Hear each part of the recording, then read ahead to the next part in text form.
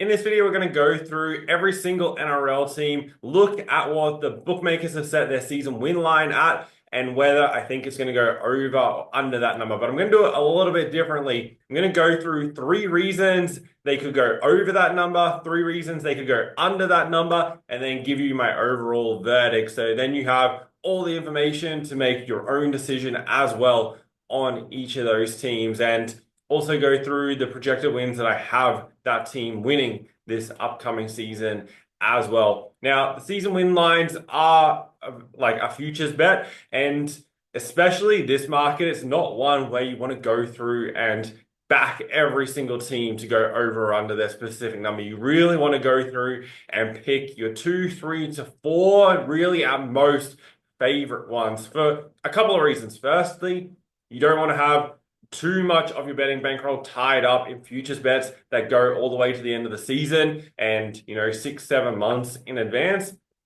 And especially on markets where majority of these are around that $1.70 to $2 range. And it's not one where you want to go too crazy with alternate lines, because a lot of the time the games that the teams win is somewhat close to the range of what the line is set at. So we're going to go through what happened in previous seasons and also particularly last year, and then the projections for this year. This is all out of the section in the NRL betting guide called the season win section, and I'm going to elaborate it on even further here. So I'm really, really excited to go through this with you guys. It's definitely something, this kind of video is one that you could watch over and over again. You'll pick up different things every time you go through, and it's also going to reveal some more information about how I think these teams are going to perform overall in the season, as well of the different factors to look for. Couple of things just straight off the bat that I think are really important to touch on. There were 4 teams that last season went over their season win line and have a lower total line in the 2025 season. Firstly, you have the Roosters. They had a 13.5 win line last year. They won 16 games. That number's moved down 1 this season to 12.5, sorry. Then you have the Cowboys, who had a 12.5 line last year, won 15 games, and have an 11.5 line this season. Newcastle Knights, they had an 11.5 line last year. They won 12 games. The numbers moved down 2 to 9.5 this year. And then the Redcliffe Dolphins, they had a 10.5 line, just exceeded it with the 11 wins, and it's moved down to 9.5. Probably the 2 ones that are the biggest standouts there that are interesting that it has moved down significantly is the Roosters and the Cowboys. They both exceed their win lines by 2.5 games. So for theirs to go down is a pretty big deal. But obviously both of those sides are losing a number of key players. And then there was only one team that went under their number in 2024 and have a higher line this season, and that's the West Tigers. They had a 7.5 line last year. They won only the 6 games, went under, but the line has moved up 2 points to 9.5 for the upcoming season. So that's definitely some interesting things to keep in mind. The betting guide goes into those a little bit deeper and some other interesting facts when it comes to the season lines. Now, getting into each team. Firstly, the Brisbane Broncos. They last season had a line of 16.5. They went under with just the 10 wins. The betting companies have adjusted, moving the number down to 14.5. So 3 reasons why the Broncos could go over that number. Firstly, you obviously have the new coach, Michael Maguire, coming in to take over. He previously has led the Rabbitohs to the premiership, and this is his first season. I think for the Broncos, he's going to have a massive influence and focus on the overall culture, because at the end of the day, they have a really strong team, but just didn't put it together last season and follow up from their 2023 year. So on paper, they have a really good list, and they should realistically be winning that 14 to 15 games. And if Maguire can cultivate that list and get them to perform to their best ability and remove the off-field issues, then that definitely can make a big difference. Last year, 7 of their 10 wins were by 13 or more points, and they have an overall easier fixture in 2025 than they did last season. And the reason why I bring up that they won 7 of their 10 games by that 13-point margin is the fact that they won the majority of their games by a blowout score is a really good indicator of a team that is capable when they put it together on the day. And then the third reason is they have strong depth in key positions now with Ben Hunt coming into the team. They're obviously going to miss Ezra Mam for, I think, the first 10 weeks of the season due to suspension, but they have Ben Hunt to come in and cover that position. And, obviously Adam Reynolds was missing games last season through injury, which massively hurt the Broncos, but with Hunt in the team now as well, they have a lot more depth in that key position role. So he can definitely make an impact, and having, strong depth in those roles that can also all play on the field together at the same time. It's not like it's a utility player coming in off the bench. Can definitely make a big difference.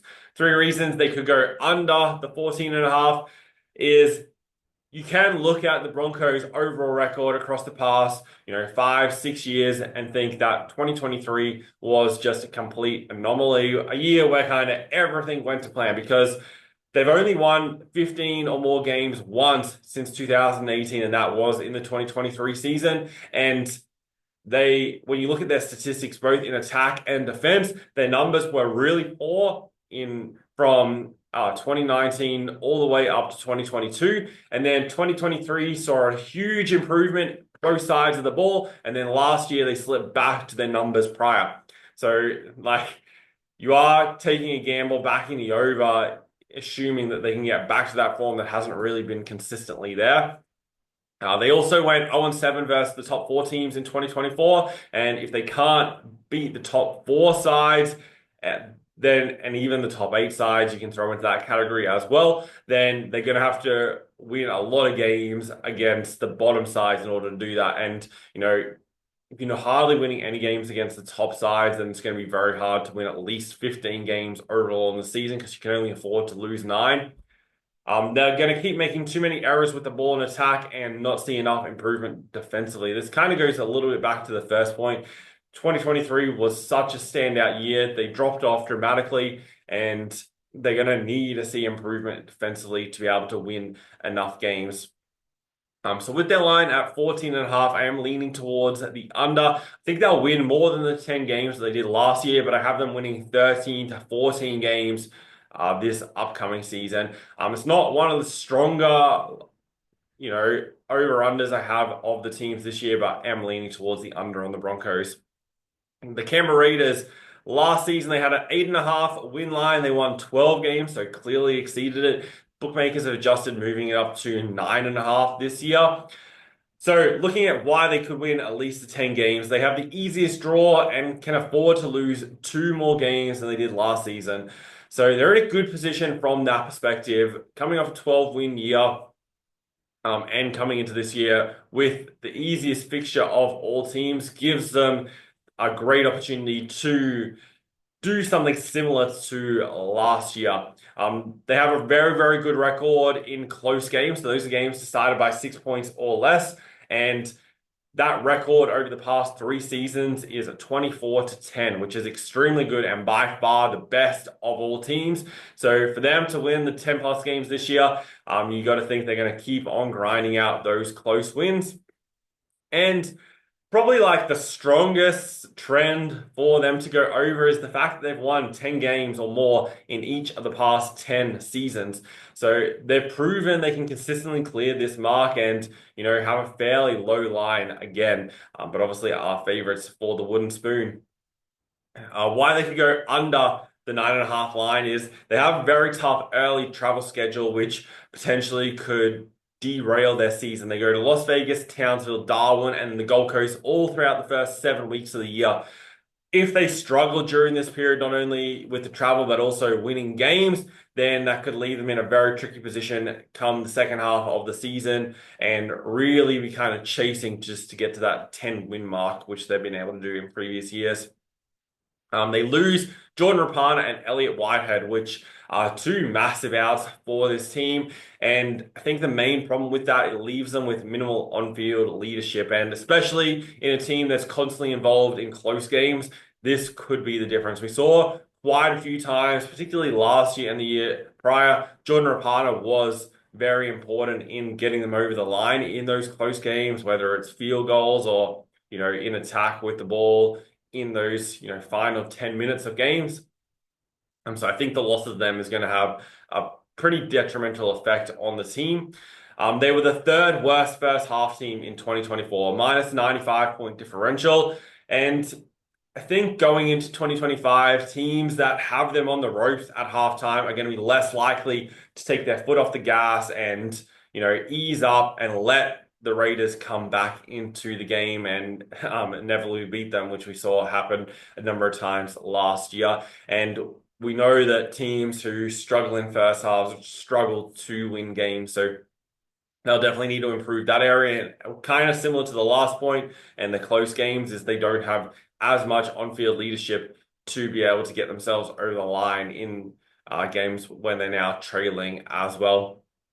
With the line at 9.5, coming off a 12-win season last year, I think the Raiders are only going to win the 7 to 8 games in 2025. So am looking at them to be going under that 9.5 line. For the Canterbury Bulldogs, last season they had a 9.5 win line and dramatically exceeded it, winning the 14 games. Huge adjustment here, moving the line up to 13.5.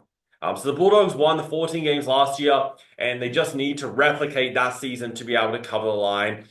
And importantly to note, they did that last year with the third toughest draw, which they don't have as difficulty of a schedule this year. So should effectively be easier for them to mirror last year's results. From a draw perspective as well, they only need to leave Sydney on 5 occasions throughout the entire season.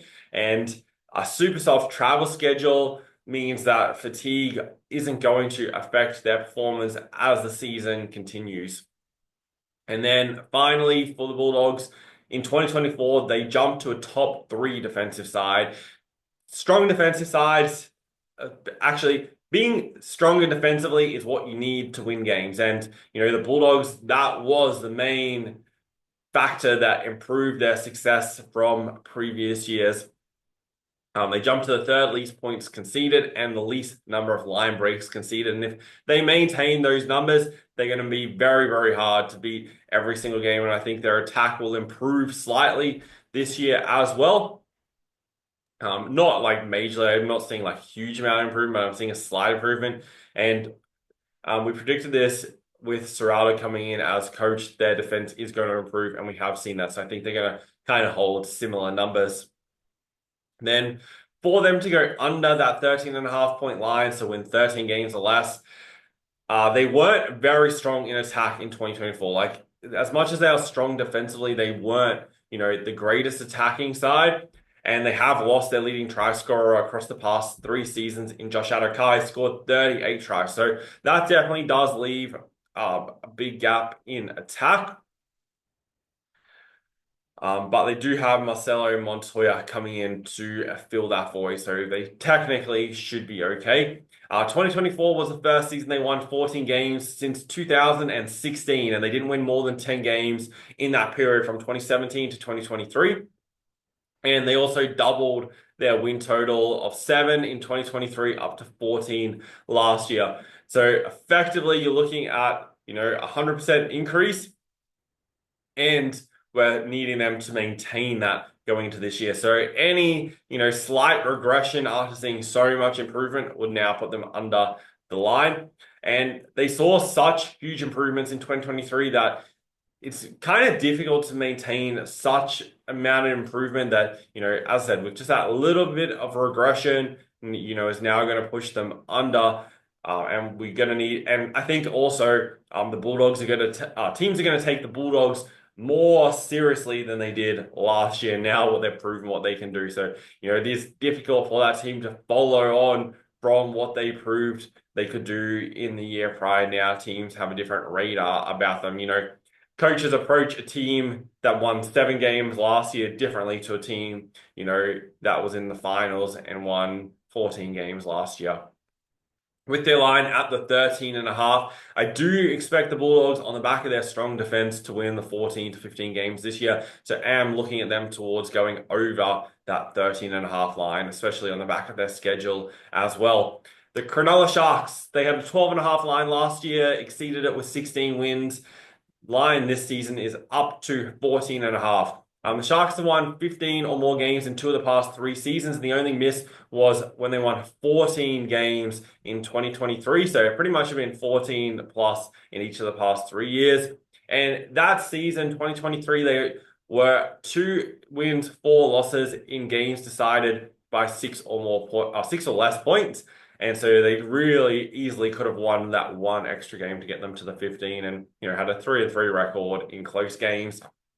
They bring in Adam Fanua-Blake, which massively strengthens their forward pack to give that platform for Nicho Hynes and Braden Trindle to play off the back of. I think Nicho Hynes will also have a much better season this year. There's going to be zero talk of Origin and, whether he's going to be selected or be picked for the first game and then dropped. And then, that affects his club form as well. So I think without any of that drama around Origin, Nicho Hynes can have a much better year as well. So you add that and the pairing with Trindle, I think that sets them up very, very well. They've consistently been a top attack and top defense, so they're really well balanced.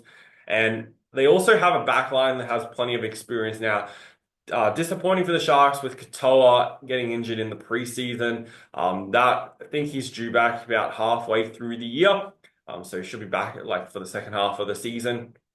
But the Sharks back five has definitely built plenty of experience playing together now, which will definitely serve them well. So strong positives there for the Sharks. Last season, they relied on second half comebacks to win a lot of their games, and they only led at halftime in 8 games, so about a third of them. And if they keep starting slow, they're going to leave themselves too much work to do too often. So if you kind of think their slow start's going to continue, I'd be leaning towards the under. They have a huge amount of travel early on in the season. They'll travel to Las Vegas, Townsville, Perth, Canberra, and Brisbane through the first 9 weeks of the year. And that amount of travel, especially with those few big trips, could definitely leave them a little bit fatigued through the mid to late season. So how they counteract that, during the weeks and off the field, it's definitely going to impact the total number of games that they're going to win. For the Sharks also, they do lose too many close games for a side that needs to win, 15 games to cover their line. They have a losing record in close games in 5 of the past 6 seasons, and that really could be the difference between, 1 to 2 wins that had pushed them over the line. With their win line at 14.5, I have the Sharks right on this number. I think, they're going to be a real contender in the finals, but I think they're going to be right on that 14 to 15 win bubble and just on that fringe of the top 4. Just with the amount of travel and the difficulty of their schedule, I think makes me just not want to see, makes it difficult for me to see them winning that, 15, 16, 17 games this season. But statistically, they're definitely capable of doing it. It'll just come down to player management throughout the year on, where they get to at that mark. The Gold Coast Titans, they had a 10.5 line last year. It's the same number this year, but they only won the 8 games last season, so need to win 3 more to cover the line. This is the second year in charge for Des Hasler. The Seagulls back in 2005 saw a huge improvement in his second year in charge, but the Bulldogs and then his second stint when coaching the Seagulls both saw big declines in his second year in charge. So you kind of have to hold on to the fact that, back in the early days, Manly were able to do that. But I think regardless, it would be a huge disappointment if the Titans win less than 8 games this season. As I feel like they've hinged a lot on bringing Hasler in as coach to turn the team around. The Titans were really hard hit with injury last season, and generally you should have better luck the following year when that does happen. So it's unlikely the amount of injuries that they suffered last year are going to hit again. And with their better players, and I think that was the other problem. It wasn't just injuries. A lot of their key players were injured last season, and getting those players on the field definitely is going to make a big impact onto the number of games that they're going to win. And this year, they only have to play the 2024 top 4 teams once each, and they also catch good teams around the Origin period. So as much as they struggled against the top teams last year, definitely an easier draw from that perspective this year. And if they can pick up wins around Origin when those top teams are either without their key players or resting players, they can grab, 1 to 2 extra wins as well during that period. Now, looking at whether they can go under that line, they only won 8 games in 2024, and half of those were by 6 points or less. So they're often just like scraping over the line to pick up those wins as opposed to dominating teams. Since 2013, so the last 11 years, they've only won 11 or more games once, and that was in 2016. So they haven't really proven that they can win 11 plus games in multiple seasons. And just to do it once in, 11 seasons does definitely concern you. So it's going to have to be a big turnaround here for the Titans to exceed this number. But I would say this is probably their best lineup they have in there, most well positioned to be able to do so. Last year, I kind of touched on this a little bit, is they struggled badly against the good teams. Not only were they winning games just by small margins, but they only had a 2-10 record against the top 8 sides last year. And I think for them to win 11 games, they're going to need to win at least 4, if not 5 games realistically to make sure they go over that number. They can't really expect to, be going 7-4, 8-3 against the bottom sides. With their line at 10.5, I think they're going to be right on that fringe. I have them winning 10 games this year. I don't really have them in a range, but I think they're going to be right on 10 wins. So at the line of 10.5, I'd have to slightly lean towards the under, but I wouldn't be confident in betting on that line because I do think it is similar to the Sharks, right on the threshold where it should be set. And, that is the thing with betting is like you're looking for opportunities where you do think the handicap, the total, or just the odds in general are incorrect and looking to capitalize. And sometimes you'll look at it and feel like, nope, I think they've got the odds exactly right on that game. And then you therefore don't bet. Next side, the Manly Seagulls. Last year, they had a 12.5 line. They won the 13 games. So bookies have adjusted, moved it up to 13.5 this season. For them to go over and win 14 games, the 3 reasons that I'm looking at is they haven't seen any major lineup changes from last season where they won 13 games and they have a much easier draw. Last year, they had one of the toughest draws. This season, they have the 4th easiest. And of all the sides to make finals last year, they have been gifted the easiest draw. They also have the second season with Luke Brooks in the team, and with his combination with Daly Cherry Evans and just being in this team in general, I think that we're going to see natural improvement from that perspective. Not only do the Seagulls have an easy draw from an opponent's perspective, they also only have to leave New South Wales on 5 occasions for the entire season. And so easy opponent and a soft travel schedule sets them up very, very well to have a good year, like right throughout the year and not rely on form, momentum in like patches, where they'll go 5-1 and then drop a few games and then have to pick themselves back up. They're well positioned to be consistent right throughout the year. And then for the Seagulls, they were very strong against the good teams. So against top 4 sides, they had a 50% win rate, and against top 8 sides, they had a 67% win rate, which was, up there with the top 4 sides as well. And you would assume, considering they only won 7 games against the bottom half of the ladder last year, this will be a key area for them to improve. And if they perform similar against the top 8 and can pick up 1 extra win against the lowly ranked sides, then that'll put them over their number. The reasons why they could go under the 13.5 is they struggle on the road. In the last 11 seasons, they've had a losing record in away games in 9 of those years with a 54-80 overall record. And considering they don't have to do like a great deal of travel, they're going to have to play better in those away venues around New South Wales. They still have a heavy reliance on Tom Trbojevic and Daly Cherry Evans, who's now the oldest player. And I think injuries to either of those players could definitely derail their season. And they've only won 14 games once in the past 5 years during the regular season. That was 2021, where they won 16 games. So haven't, super consistently proven they can win this many games. With their line at 13.5, I do think they're going to go over this number. I think there's, a lot of positives and, barring any injuries, they should win at least the 14 games, have them winning the 14 to 15. So likely over there on the Seagulls. Next, we have the Melbourne Storm, who were one of the sides who I think they most exceeded their win line of 13.5, winning 19 games last year. Pretty big adjustment up to the 16.5 this year for the Premiership favourites.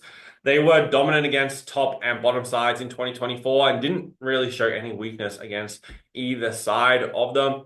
They can afford to lose 2 more games this year and still cover this number. And, they're going to be competitive in pretty much every game where they take the field. They had a strong record, winning 9 of 12 away games last year. And you're pairing that with a dominant home record, like very rare teams go down into Melbourne and beat them. So both sides, at home and on the road, they're well positioned to win quite a lot of games. And they only lost 2 games last year by more than 6 points during the normal season. So they're never really ever out of the contest. And, those games that they did lose, were games they could have picked up as well. And they still won the 19 games. So there's quite a few big positives where, I would rather have seen a slightly lower line, but there's some big positives of the Storm winning 17 games. Now, aside from last year, the only other year that they've won 17 games during the regular season or more was 2021, where they won 21 games. The other few years, they've been hovering around that 15 to 16 win mark.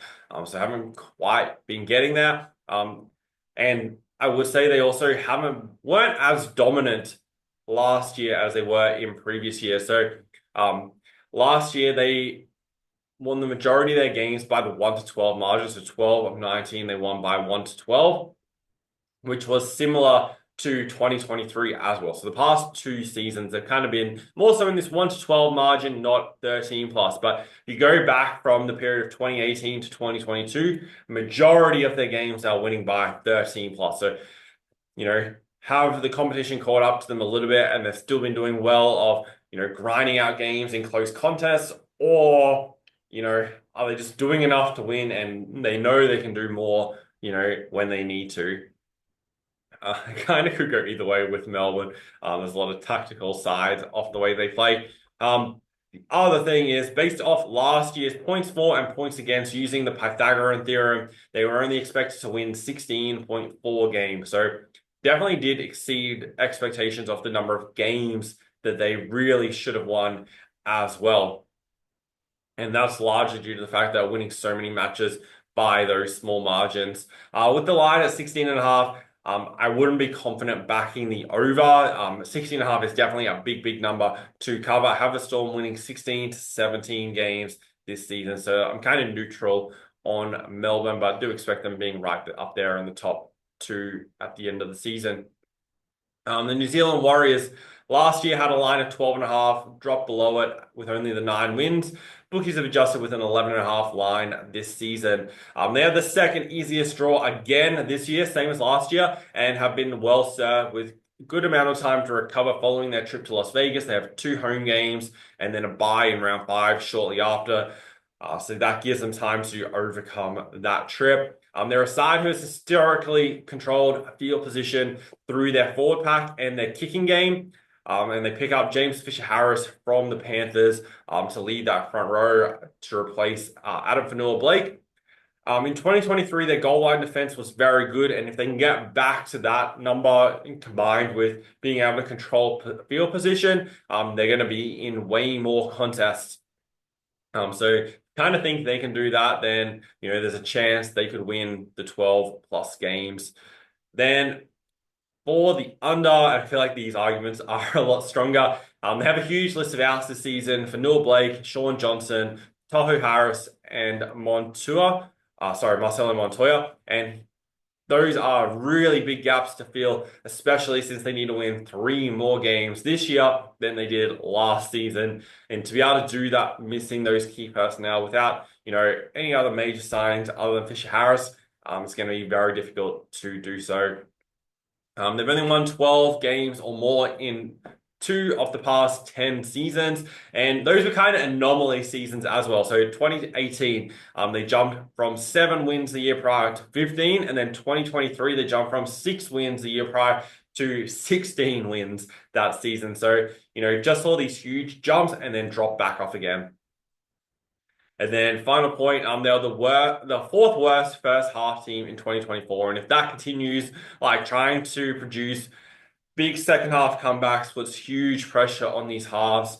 Luke Metcalf and Tamari Martin don't think, without Johnson there, are going to be able to mount these second half comebacks if they constantly leave themselves in that position. With the line at 11.5, I have a strong lean towards the under here. And I have the Warriors winning 8 to 9 games this season. So definitely like them to go under that number. The Newcastle Knights with their line at 11.5. Last season, they won the 12 games, so just exceeded it, down to 9.5 season win line this year. They've won 10 plus games in 5 of the past 6 seasons, and they have an easier draw than last year, so they can have an easier draw and afford to lose 2 more games and still cover their number. They proved they can beat up on the lowly ranked sides. They had an 11-3 record last year, so won 79% of games. And they have 15 games, so 1 more than last year against those same teams this season. So they have the opportunity to put a similar record up against the bottom half of the ladder, struggle against the top teams, and still win 10 games.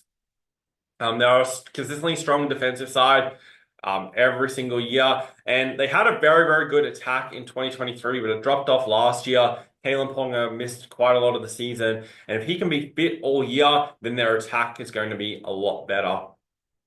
From a negative perspective of looking at the under, is the fact they do rely heavily on Kalen Ponga, especially in attack, and with question marks over their halves, there's a lot of reliance again on him. And when I say question marks on the halves, it's like last year they were rotating a lot of players through the halves around Phoenix Crossland and stuff, so they're going to need to figure that out. And if Pong gets injured or, misses games, then they're going to struggle from an attacking perspective, and there's going to be huge reliance on their defense. They were terrible against the top 8 sides, only winning 1 of 10 games, and that win was just by 2 points against the Melbourne Storm. And if they're not as dominant as those low-ranked sides they were last year, then they definitely can't afford to struggle and only win 1 game against the top teams again. 8 of their 12 wins last season were by 8 points or less. So 7 of those wins as well were against teams who missed finals. So not only they weren't putting away the bad teams convincingly, they're only winning by small margins. If those sides can bridge the gap slightly, then it's going to be tough for them to have such a good record against those sides. Coming off 12 wins last year, down to a 9.5 line. There's obviously, they're expected to regress. Have them winning 9 games this year, so I am slightly leaning towards the under, but I don't think there's a great deal of value in backing it at such a low number for the Knights. For the Cowboys, they won 15 games last year, cleared a 12.5 line.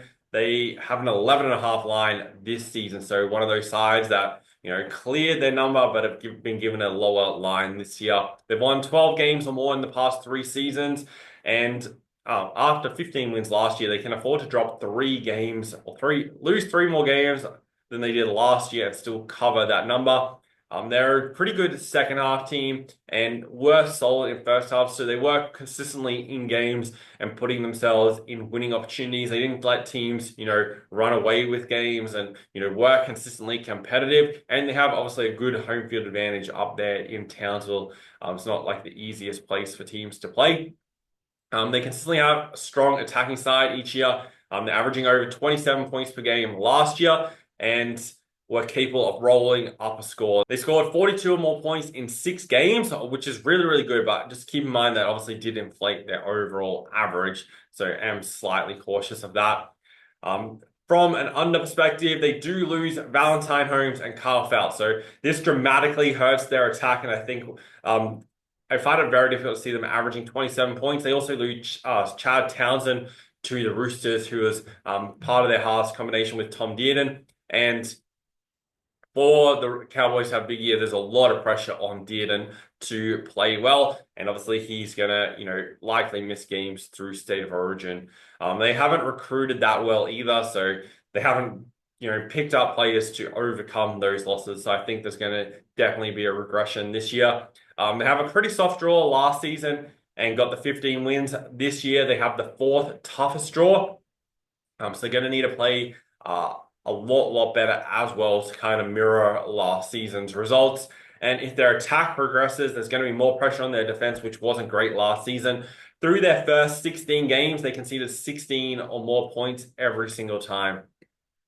With their line at 11.5, the Cowboys were a side I was wanting to back the under on, but with such a low line compared to, the games they won last season, it's tricky to take an under. We're going to need them to, win 10 to 11 games for them to go under, which is kind of what I think they're going to win, but there's not a great deal of room to move when backing the under though, but that's the way I'm kind of leaning for them. For the Parramatta Eels, they won just 7 games last year. They're expected to win 12.5, so well and truly under, down to an 11.5 line this season. They've won 12 plus games in 7 of the past 9 years. They missed last year with 7, and in 2018 where they had 6 wins and got the wooden spoon. They proved they could turn it around quickly following both of those years, so there's a chance they can bounce back. 2018, when they had the 6 wins, 2019, the following year, they had 16 wins, so a plus 10 the following year. New coach, Jason Riles, takes over as well, so we could see a bit of improvement from that perspective. Mitch Moses missed 16 games last year. They were 3-5 when he was on the field. So, definitely if he can play a whole season, then they would have won more games.